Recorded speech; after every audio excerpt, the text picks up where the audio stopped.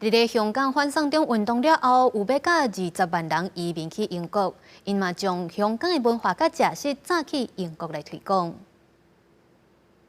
东伦敦的红砖巷早期是孟加拉移民集中区，即嘛是市行个古典的多元文化区，世界当看到表现家己个性的图甲商店，这嘛是亚洲文化饮食的新据点。其中嘛包括复制地餐厅文化的香港主题餐厅。在伦敦，就算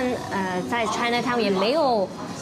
就是很 specific Hong Kong restaurant， 很多餐厅也是很大的餐牌里面有香港的某些 item， 但是没有一个这次很正，只有卖香港 theme 的餐厅。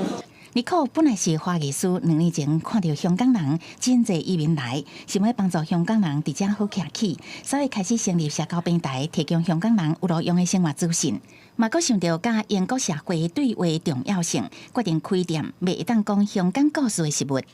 我们最想要的就是觉得在我们生活的伦敦，也是可以建立一点点的香港的footprint 这样子，就想要告诉别人香港是什么啊。甲较早英国广东菜餐厅专门卖烘鸭甲烧麦无共，这间店的食物有东西方烧夹的元素，为香港式的年茶、瑞士鸡翅甲罗宋汤。店内装潢同款记录香港才有的记忆，为座位道道的提醒，菜单伫玻璃下骹，甲为日本出来的柑仔色酱料罐，正准确复制古早茶餐厅才有的特色。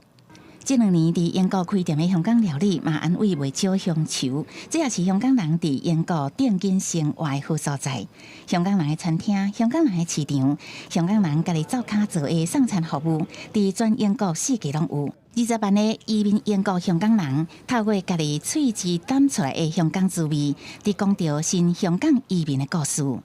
记者综合报道。